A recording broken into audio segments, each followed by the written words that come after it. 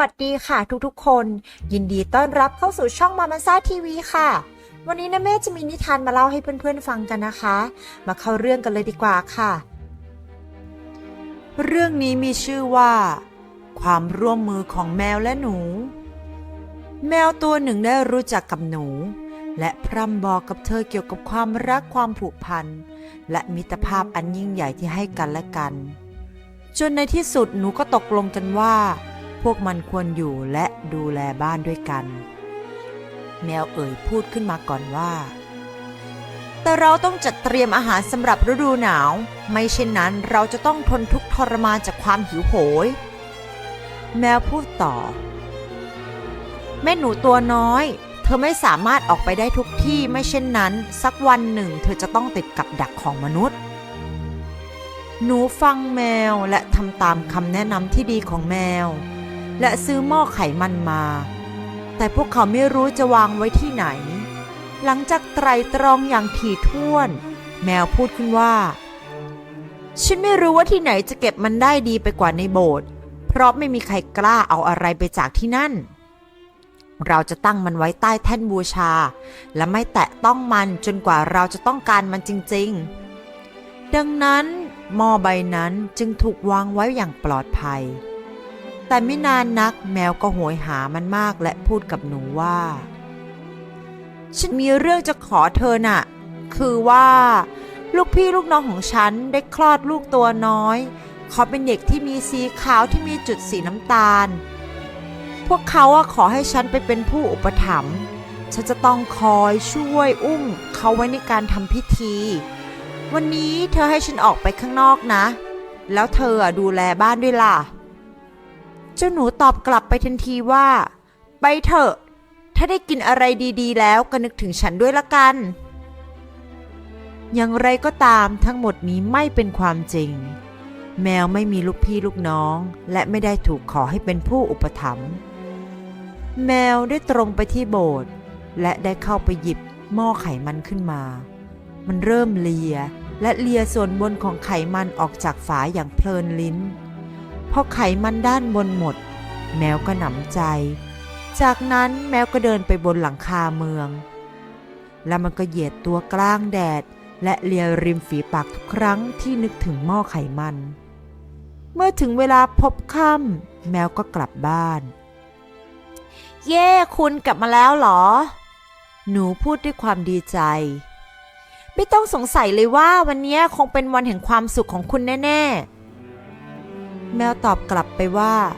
ทุกอย่างเป็นไปได้ด้วยดีหนูพูดต่อไปอีกว่าพวกเขาตั้งชื่อเด็กว่าอะไรแมวทำหน้านิ่งแล้วพูดว่าเกลี้ยงฝาหนูตกใจเกลี้ยงฝานั่นเป็นชื่อที่แปลกมันเป็นชื่อปกติในครอบครัวของคุณหรือเปล่าแมวพูดตอบไปว่าเป็นชื่อปกติมันไม่ได้เลวร้ายไปกว่าชื่อว่าหัวขโมยเศษขนมปังอย่างที่เรียกลูกๆของพวกหนูหรอกนะเวลาผ่านไปไม่นานนักเจ้าแมวก็ถูกครอบงำด้วยความโหยหาอีกครั้งแมวพูดกับหนูว่าเธอช่วยฉันหน่อยสิฝากดูแลบ้านตามลำพังอีกวันนะฉันถูกขอให้เป็นผู้อุปถัมภ์อีกครั้งและเนื่องจากเด็กตัวนี้มีวงแหวนสีขาวอยู่รอบคอฉันจึงปฏิเสธไม่ได้หนูยินยอมด้วยดีหลังจากนั้นแมวก็ย่องไปโบสถ์หลังกำแพงเมืองและกินไขมันไปครึ่งหนึ่งไม่มีอะไรจะดูดีเท่ากับการทำตามใจตัวเองแมวคิดในใจและค่อนข้างพอใจกับการกินไขมันในแต่ละวันเมื่อแมวกลับบ้านแม่หนูก็ถามว่าแล้วเด็กคนนั้นได้รับการตั้งชื่อว่าอะไรแมวตอบกลับไปว่าครึ่งหม้อหนูทำหน้างงครึ่งหม้อคุณกำลังพูดอะไรฉันไม่เคยได้ยินชื่อนี้มาก่อนในชีวิตแต่ช่างมันเถอะ เซาซีมากไปเดี๋ยวเราจะทะเลาะกันซะเปล่าๆเวลาผ่านไปไม่นานปากของแมวก็เริ่มมีน้ำลายไหลออกมาอีกจนต้องเลียปากสิ่งดีๆเนี่ยต้องทำให้ครบ3 ครั้งละนะ แมวคิดในใจแมวจึงไปคุยกับหนูอีกครั้งฉันถูกขอให้ไปเป็นผู้อุปถัมภ์เด็กอีกแล้วเด็กตัวนี้มีขนค่อนข้างดำทั้งตัวแต่ส่วนอุ้งเท้ากลับมีสีขาวสิ่งนี้จะเกิดขึ้นทุกๆ 2-3 ปีเท่านั้นเธอจะให้ฉันไปใช่ไหมเจ้าหนูบ่นลอยๆขึ้นมาเกลี้ยงฝาครึ่งหม้อมันเป็นชื่อที่แปลกมากมันเริ่มจะทำให้ฉันคิดมากน่าสงสัยจริงๆเฮ้อแมวพูดตอบกลับไปว่าก็เธอหมกตัวอยู่แต่ในบ้านแต่งตัวเฉยๆและเอาแต่เพ้อฝันแทบไม่ได้ออกไปเที่ยวข้างนอกบ้านทำให้กลายเป็นพวกหมกมุ่นคิดมากแบบนี้นี่แหละในระหว่างที่แมวไม่อยู่หนูได้ทำความสะอาดบ้านและจัดบ้านให้เป็นระเบียบแต่แมวโลภกลับไปกินไขมันจากหม้อจนหมดเกลี้ยงเมื่อทุกอย่างถูกกินหมดแล้วโลกก็จะสงบสุขฮ่าแมวพูดกับตัวเองตัวของมันอ้วนท้วนมันกินอิ่มจนแน่นท้องนอนพักอยู่อย่างนั้นมันไม่ได้กลับบ้านแต่พอถึงเวลาพบค่ำมันจึงถึงกลับบ้านแม่หนูถามทันทีว่าคราวนี้ตั้งชื่อลูกคนที่3ว่าอะไรแมวตอบกลับไปว่ามันจะไม่ทำให้เธอพอใจมากกว่าชื่ออื่นๆเขาถูกเรียกว่าหมดแล้วหนูตกใจหมดแล้วนั่นคือชื่อที่น่าสงสัยที่สุดฉันไม่เคยได้ยินชื่อแบบนี้มันในโลกมาก่อนเลยหมดแล้ว